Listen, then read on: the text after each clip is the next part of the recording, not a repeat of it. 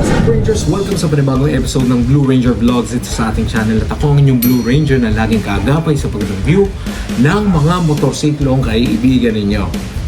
Kumusta? Matagal ako nawala. I know, it's been 3 months or even more nawala ako Rangers, and utang ko yan sa inyo.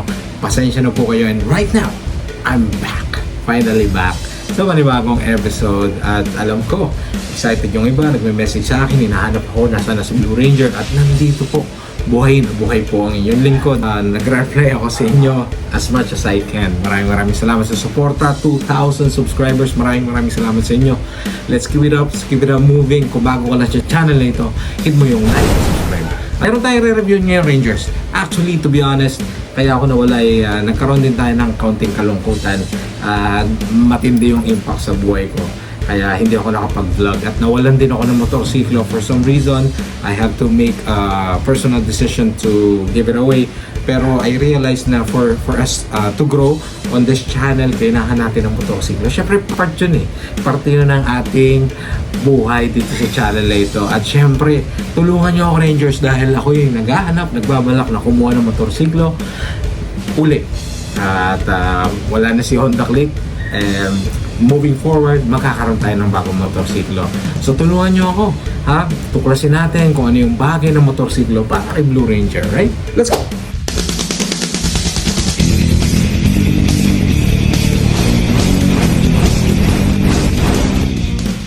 Alright, so ang re-review natin sa akin ito walang iba kundi Vogue SR150 GT. Alright, so Rangers, maganda na mapag-aralan natin yung specs and features na to at sigurado mag-e-enjoy tayo dahil alam niyo naman sa channel na ito bubusugin ko kayo ng information about sa mga nais bumili, nais kumuha ng mga motorsiklo o scooter na para mapag-aralan ninyo.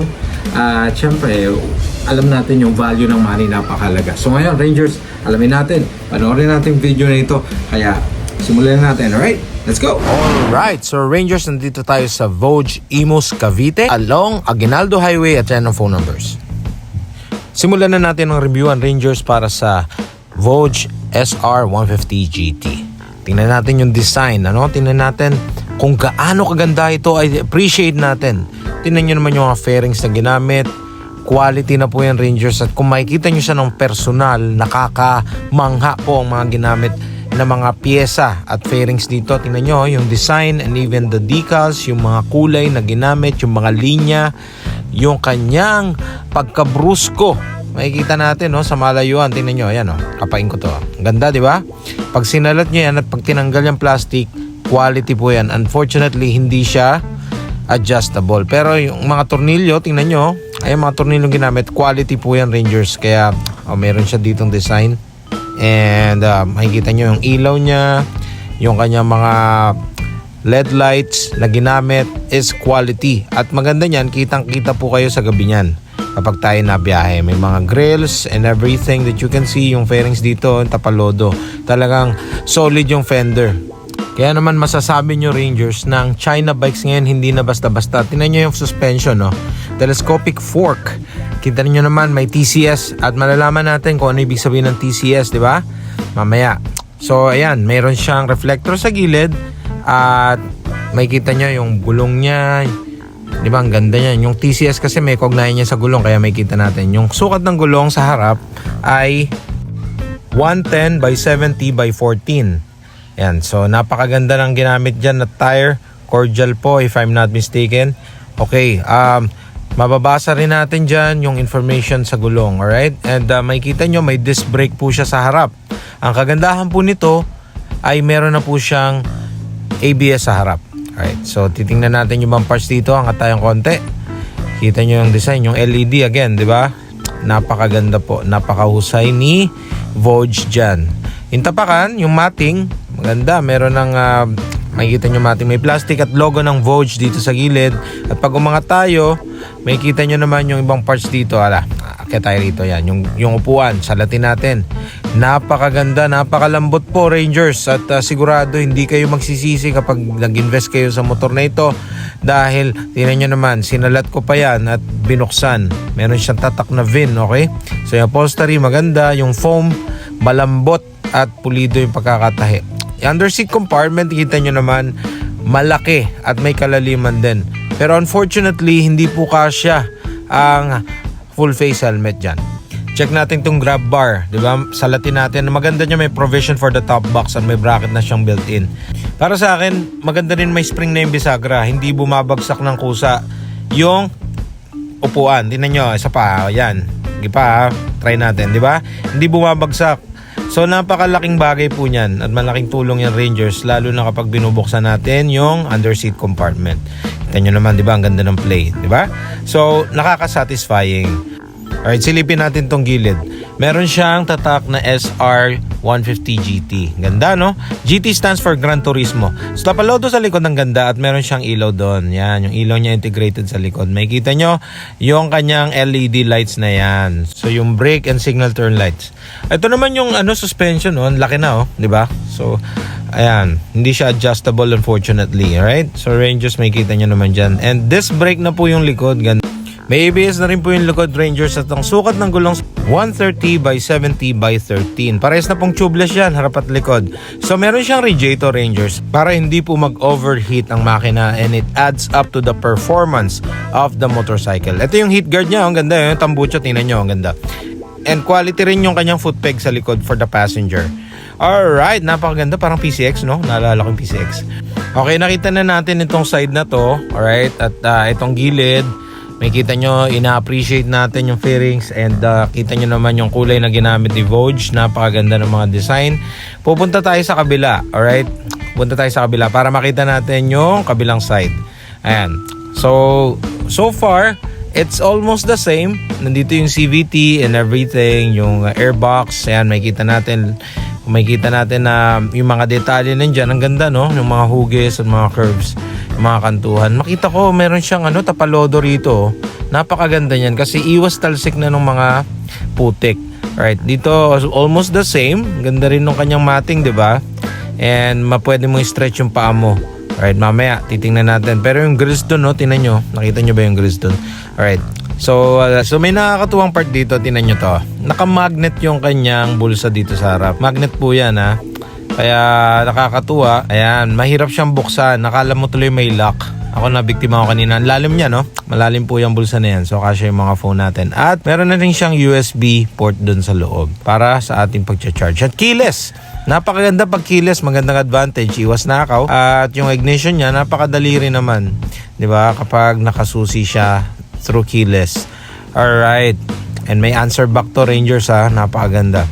So tingnan natin yung mga ibang features na makikita natin. Oh, meron siyang logo ng Vogue. Alright, dyan napakaganda. At ang kanyang handlebar parang may pagkakawi kay NMAX. Alright, so yung switches dito sa harap, ganda. Meron siyang TCS doon, control and switches ng ilaw dito. Alright, again, that's TCS. Alright, pinapress and hold yan para mag-activate at ma-deactivate yung TCS. Okay, napakaganda rin ang kanyang switches, yung hazard, and so yung lights and busina. Napakaganda, no, nung Vogue na logo, and TFT display, fully digital. Ayan, dumako tayo sa right side. Napaka-premium talaga ng mga switches. So meron din siyang kill switch, yung kanyang handlebar. Ang sarap hawakan nung kanyang throttle. Ay, yung electric start niya. Alright, so far napakaganda ng mga features and design. Ay, yung gas tank pala nandun.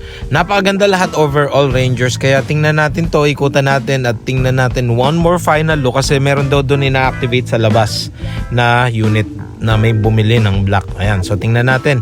Lalabas tayo doon, Rangers, ha? Abangan natin. Let's go. Alright, so Rangers, nandito tayo sa labas at sinamahan tayo ng isang staff ng Vogue para inactivate niya na ito at tayo nakikinood lamang, Rangers. Okay, so tinitingnan natin, kakakabit niya lang ng battery at ina-activate or i-activate niya na ito in a few minutes lang. Pero usisahin natin yung under seat compartment, malaki po yan. Makikita natin na yung takip ng battery ay kinabit na. Yan, kinakabit. Alright, so safe na safe, mataas ang battery. At under seat compartment, malawak, maraming laman.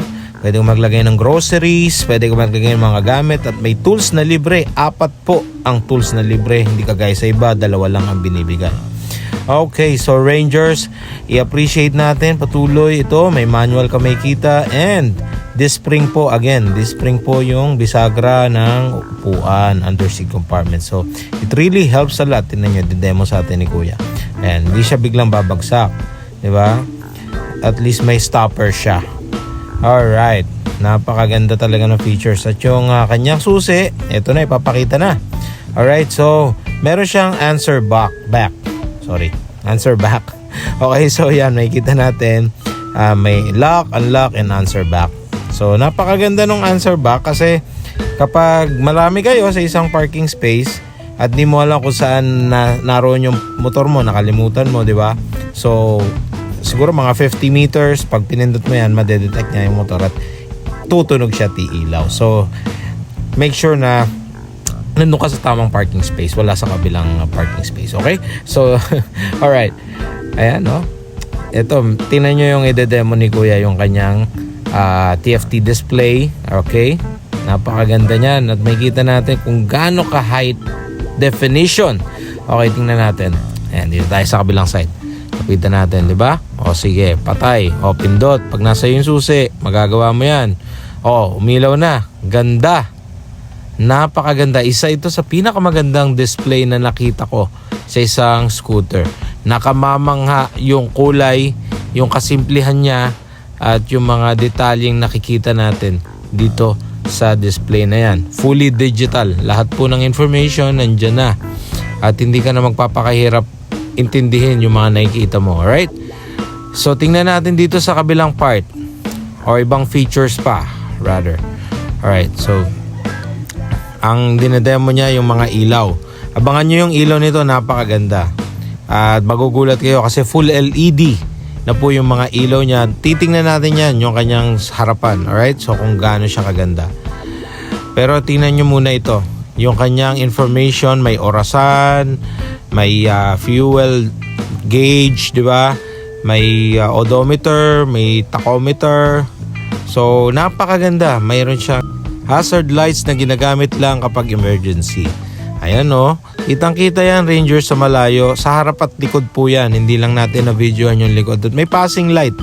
Yung passing light, ginagamit po yan. Bago kayo gumamit ng busina, mag-passing light po muna kayo.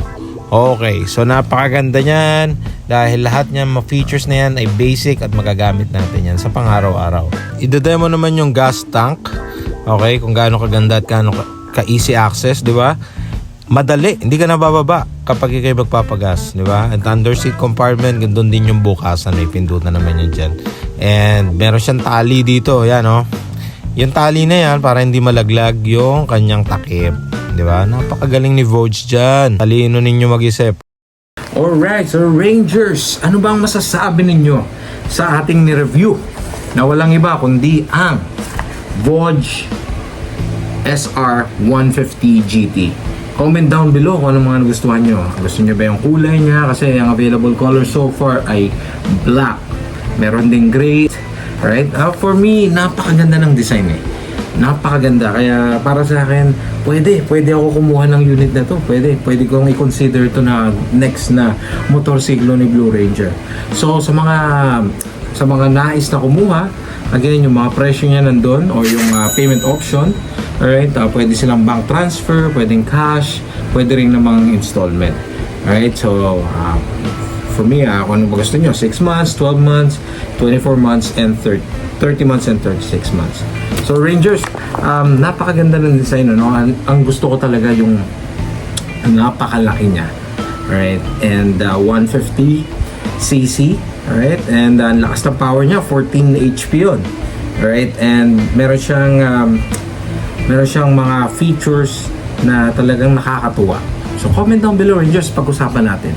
Alright? So maraming salamat, Rangers, sa mga nanood, sa mga subscribers. Maraming salamat sa inyo. Ride safe and stay safe, Rangers. Goodbye.